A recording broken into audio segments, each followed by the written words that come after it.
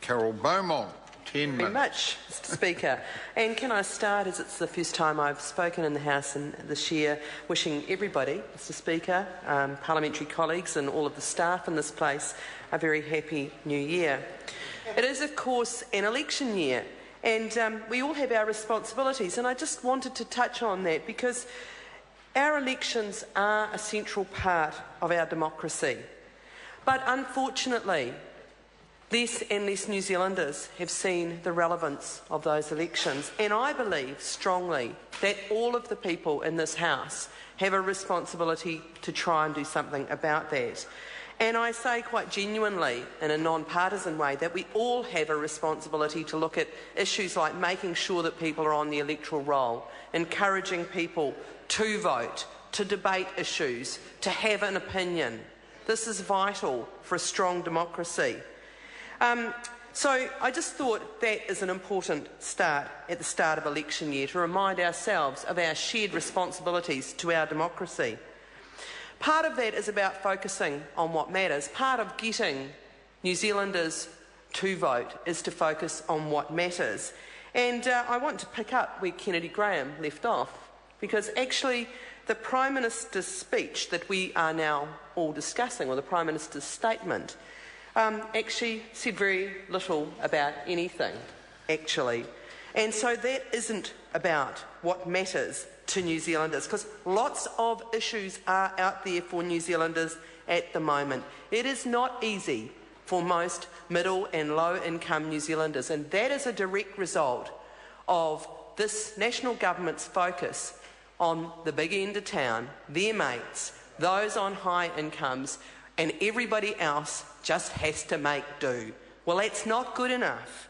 And in fact, interestingly, both the Prime Minister's speech, which really didn't say much about anything, and subsequent contributions from the other side of the House have seemed to be about denying what Labor has actually said in our State of the Nation speech. Spent more time attacking us than actually talking about what they believe and what they're going to do for this country. And again, that says a lot.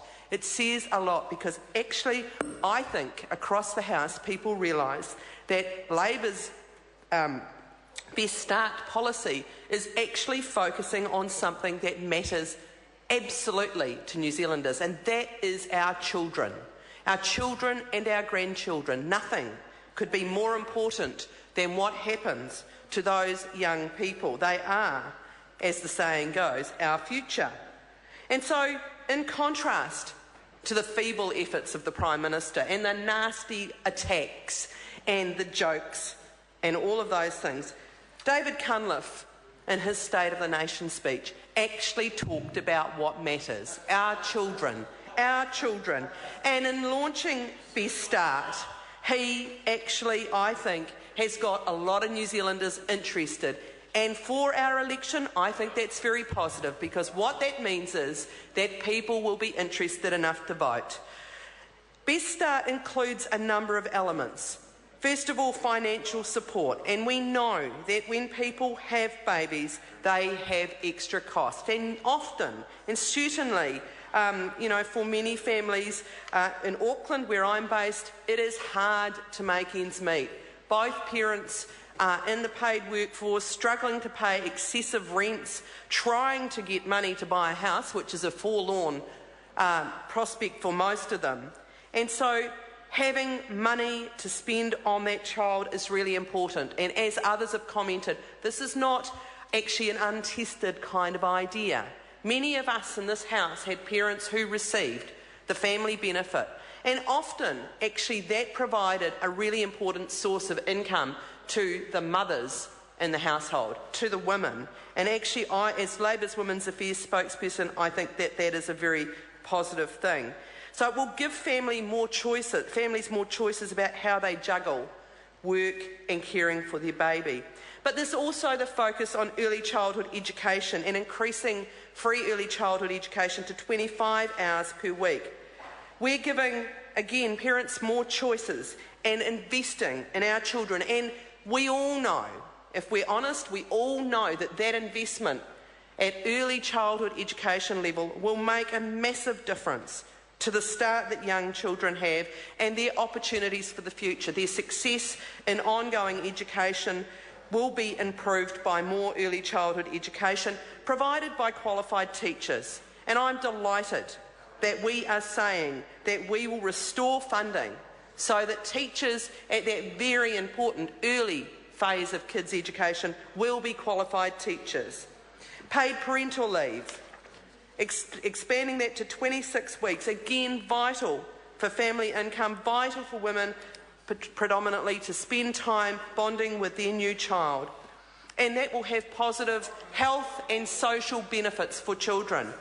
And also giving parents the opportunity to go to free antenatal classes, because we assume that people know how to do this very important job of parenting almost by osmosis. Well, actually, we know that putting investment in people and ensuring that they know what is available to them is important. So I just want to say that I am very, very proud of this policy, and I know that around New Zealand people are very interested, and this has made election year look a whole lot more relevant for many, many New Zealand families. What's interesting to me, though, is also how sensitive the members opposite are on the issue of inequality. Really sensitive. It's sort of a combination of heads in the sand, there's nothing here, don't look here, there's nothing to see, with some vitriolic attacks about it doesn't exist. There isn't poverty and inequality, it's not getting worse. Well, actually, I think that some of the members opposite need to get out in the community more, and they need to talk to middle and low income New Zealanders. I mean, the census showed that the gap in income between those people who live in South Auckland, where my good colleague Sir William Seo is from, and the other wealthier suburbs in Auckland has grown by 16%. What does that mean for our children? What does that mean for their start in life? Get out there and talk to the budget services who tell you about the increasing indebtedness of households and families. Why is that? Because they cannot make ends meet. The income and expenditure doesn't line up. So I don't accept what that government is trying to do, but they are trying to say there's nothing to see here. Well, I think you're so sensitive because you know absolutely that there is. I want to go on to the issue of work, because probably actually at a headline level we could all agree that people being in work is a way out of poverty. The problem is that this government is not focused on either the quantity or quality of jobs. And I just want to say, for the record, that work is an exchange. People provide their labour, they get wages and salaries for doing their job and doing it well. A fair day's pay for a fair day's work. And members opposite do not understand that. Wages are languishing, especially for lower income people.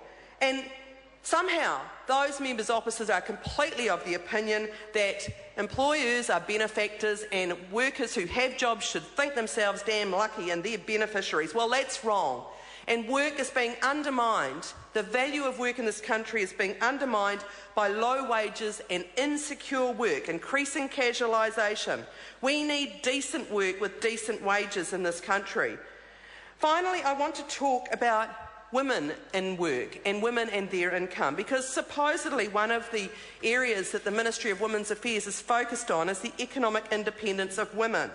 Well, actually, having said that, there's no interest at all in issues like pay equity. And next week, just so people know, a very historic court case continues through the system with the Christine Bartlett versus Terra Nova pay equity case that has been taken with her union, the Service and Food Workers Union. This is about valuing low-paid women, primarily, who work in the aged care industry. Women who cannot make ends meet, despite the fact that they work incredibly hard in a very important and valuable job looking after some of our most vulnerable senior citizens. And I think it is a disgrace that the government is not indicating any interest in this area. I will be very interested to see what their intervention is in that case. And finally, Mr Speaker, I just would say that we are committed to delivering pay equity and increasing wages. Denise Roche, 5 minutes. Thank you, Mr Speaker. I rise to take a call on this debate.